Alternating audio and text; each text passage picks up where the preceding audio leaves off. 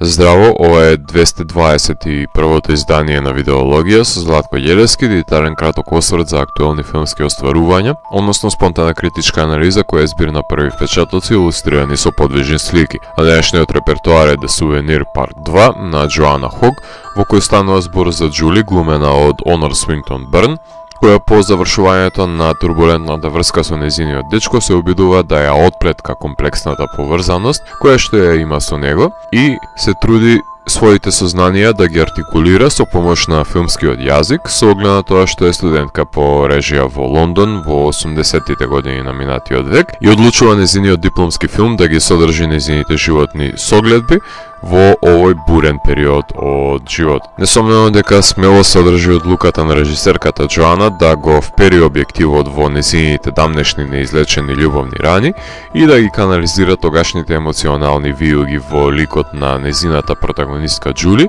низ чија што перспектива го раководи филмскиот мемуар. Овие чинители се круцијални елементи за збогатување на тематско и структурално рамниште на оваа филмска сага. Лесно може да констатираме дека Джоана ќе се препушти на постмодерното реобмислување на незиното минато со помош на метафилмот, односно филмот во филмот, па затоа интригантни ќе бидат секвенците во кои ликот, кој е незино олицетворение, ќе треба да соопшти на актерката која ја глуми неа во филмот како да се чувствува во дадена сцена, во интимна ситуација во која е поставена во кадарот кој се снима.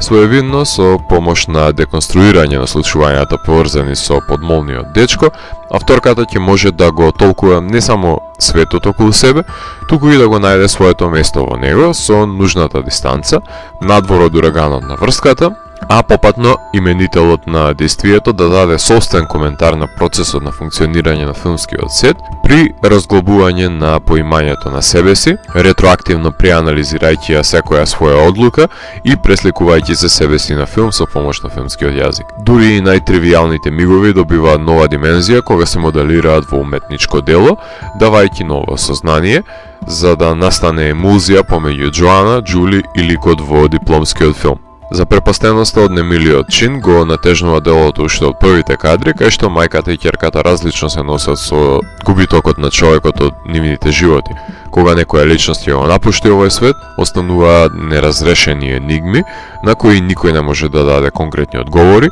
и сите ликови чиј што живот е променет, се обидуваат на разноразни начини да најдат рационално оправдување на неговите одлуки, што представува дивергентна методологија за справување со губитокот и тагата која ја иницира. Џули се обидува да состави мозаик на доживувања од Ентони, разговарајќи со неговите родители, пријатели, дури оди и на психијатар, во обид да продре во себе си и да извади на површина одговори кои не само што ќе бидат важни за неа лично, туку ќе и помогнат и во истражувањето за незиниот филм. Сепак, Џули доаѓа од едно привилегирано, финансиски добро ситуирано семејство, но сепак се обидува да даде и незино видување врз животот на починатиот преку јазикот на кој најдобро се изразува на визуелен план, со оглед на тоа што реклусивна е Онор во актерската изведба, штедејќи ги зборовите кога е во прашање животот на Ентони, иако ќе биде оквалификувана како мрзелива режисерка од страна на незината колешка. Чарли Хитон, кој оглуми акторот Џим, нуди телесна афекција за блискост и допир, но секако дека не е субститут за Ентони, иако вешто е сработена сцената во која еруптира нивната сласт. На неа и недостасува човекот кој е иницирал незината импулсивност и не може со никој друг да ја воспостави интимата која е очајно потребна за тоа што е скратена. Нема никој што резонира на тоа рамниште, барем не во овој период од филмот, па затоа таа повремено се расправа со незините нагони на сите погрешни личности, надевајќи се дека со некој од нив ќе се впрегне таа раскината интимистичка нишка. Режисерската соработка е проминентна на студентските сетови, се образуваат фракции уште од факултетските денови и некои имаат покревки суети и се бираат зборовите кога се коментира за нивните филмски чеда, а други се директни, но сите страдаат во процесот на изнаоѓање на собствениот стил. Каму уште да не се љубомореа режисерите едни на други и забодуваа нож во грбот кога се озборуваат колегите во светот и кај нас. Не е единствениот сет тој на филмот на Џули. На почетокот таа присуствува на снимањето на експериментален танцов филм на еден незин колега, кај што можеме да ги забележиме оперирањата на филмските работници во кадар. Джули фотографира на туѓите сетови.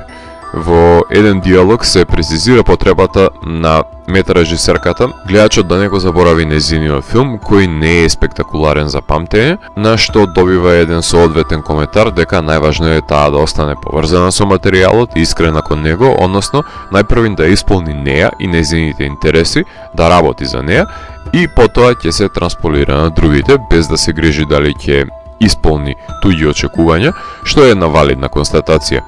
На своите професори им посочува дека не сака да ја прикаже реалноста каква што е, малтене да ја документира, обсервира, туку сака да го прикаже животот како што таа го замислува со негов симулакрум, што говори дека нејзините професори имаат лимитиран капацитет за разбирање на туѓата авторска имагинација, со која таа има намера да прикаже една љубовна врска во домените на бајковидноста, со помош на елементи на фентези жанрот, со осмислени варијации на теми на Алиса во земјата на чудата на Луис Керол. Одбивањето на пријателката, која е актерка, и најмувањето на режисерката да ја глуми во филм е одлука која си има своја мачнина, со чии што последици мора да се носат режисерите, затоа што никоја одлука не е исклучена од процесот на каузалниот след без консеквентност. Воочлива и дознана неодлучност на поставување на камерата на самиот сет од страна на Джули, која се бори со предизвикот на доловување на соодветната фокализација, а актерот и актерката во сцените постојано ја прашуваат зошто не ги согледала намерите на Ентони, додека на неа и е тешко да ги разубеди да ја доловат нејзината наивност во приоѓањето на врската и деликатниот и сензитивен естетски израз кој цели да го достигне за да го пронајде нејзиниот авторски глас и подпис. На некој начин, со разговорите за карактерите, се преиспитува и реконструира врската на Джули со Ентони во првиот филм.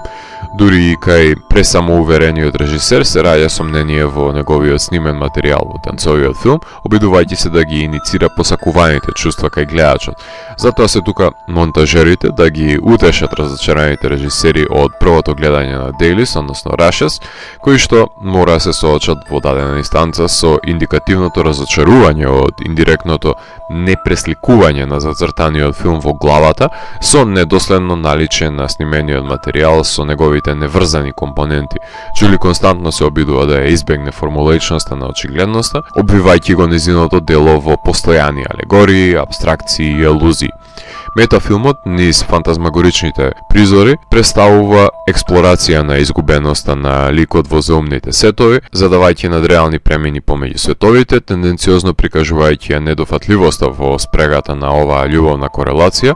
преоживеани од спектаторот на самиот филм, од Джули. Сосема е оправдувам постапката да се направи уште една диференцијација на метафилмот од неговото снимање во последниот трекинг кадар, во кој се воочува уште една методологија на снимање на филмско дело. Кинематограферот Девид Рајдекер допушта светлото, емитувано во екстериерите, да бликне во внатрешноста на прозорците и да ги преосветли ликовите, доловувајќи прекрасна текстура и зрно на 35 мм. Се буди пролетта во природата, како што можеме да забележиме од поставеноста на ликовите во ливадите на семејниот дом, обликувајќи прекрасни идилични кадри. Аудициите и интервјуата се снимени на црно-бели снимки на 16 мм и постојана е играта помеѓу 4 аспекти на снимање, варирајќи од академскиот до синемаскоп, додека го следиме помирувањето со реалноста на Джули во најголем дел на 1:66:1 аспект, кој е воспоставен за таа намена. Има некаква рудиментарност во изборот на транзиционите кадри во кои се снимаат цветовите или небото. Самиот студентски филм е прикажан во најтесниот аспект, двојќи се од останатите призми, така што Девид наснеми потполно различни доживувања од дивергентен аспект и формат, стичувајќи ги боите во интериерите и интензивирајќи ги во екстериерите, сепак постигнувајќи временската дистанца со делото од минатото. Донесена е одлука творбата да нема класичен скор, но сепак да се опфати мноштво на музика, како што е постпанкерската меланхолија на 60-40, која го почнува и завршува делото, не баре негова сонична рамка, но задржан е елегичниот призвук на селектираниот саундтрак, кој кореспондира со звучниот сензибилитет на 80-тите, со интенција грубо да бидат засечени композициите по првата строфа. Долгогодишната монтажерка на делата на Джоана, Хел Лефевре, ги искусува на своја кожа предизвиците кои ги имаат ликовите кои глумат монтажерите во творбата, односно мора да се носи со дивергентниот настимен материјал и се обидува и успева во ширењето на кохерентниот печворк на разноврсните доживувања на Џули за починатиот Ентони, да ги наниже фрагментираните сеќавања во разбирлива целина, а не само да ги компилира мигновенијата во неоправлив тек на свест, односно раководење на слоевитоста и напластеноста на емоционалниот багаж, при тоа задржувајќи го ламентирачкиот тон на губитокот. Режисерката Джоана Хог за овој филмски серијал црпи инспирација од незината врска, а Тилда Свинтон е незина долгогодишна пријателка, која била сведок на таа релација и глумела во незиниот дипломски филм на факултет Каприс во 1986 година, а денес ја глуми и мајката на Џули во најновиот филм. Таа во 80-тите и 90-тите години се пробива во филмската индустрија, режирајќи епизоди од британски серии. Првиот значителен чекор надвор од телевизиските пространства го прави во 2007 година со филмот за девојката во несретниот брак, која што го пронаоѓа своето место покрај фамилијата на познајници кои летуваат во вила во Тоскана, во Unrelated. Во 2010 година го снима Архипелаго, снима уште една фамилија која ги ескивира врз лозите на денешницата, овој пат зимувајќи на англиските острови Скили. Семејната динамика е средиштето на сите нејзини остварувања. Посериозно ја сватив оваа режисерка со Exhibition од 2013 година, филмот за уметниците кои решаваат да ја продадат нивната куќа. Првиот дел од The Souvenir го сними во 2019 година и за жал пропуштив можност да го рецензирам, па затоа кога се сними продолжението не смеев да ја пропуштам таа можност да го дискутирам остварувањето во видеологија. Во првиот дел беше разработена врската на студентката по режија во 80-тите години на минатиот век со недоверливиот дечко кој континуирано ја лаже и краде, а веќе во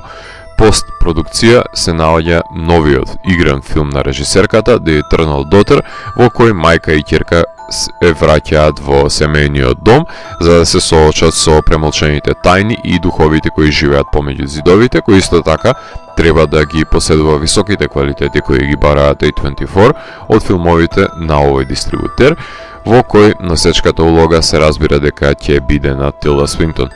Секако дека може да го погледнете вториот дел и на Сувенир без да го гледате првиот, но сметам дека треба да сте запознаени со атипичната љубовна врска од првиот филм, за да знаете по каков дечко се тагува, за ваше добро се разбира. Вие ќе уживате во вториот дел без гледање на првиот, но за да го фатите контекстот на корелациите, корисно е да ги гледате еден по друг. Скорсезе е љубител на филмовите на Джоана и е извршен продуцент на нив. Роберт Патисон требаше да глуми во филмот, но се откажа поради поклопувањето на термините за снимање на неговите блокбастери, па затоа неговиот лик беше поделен на двајца актери во финалната верзија.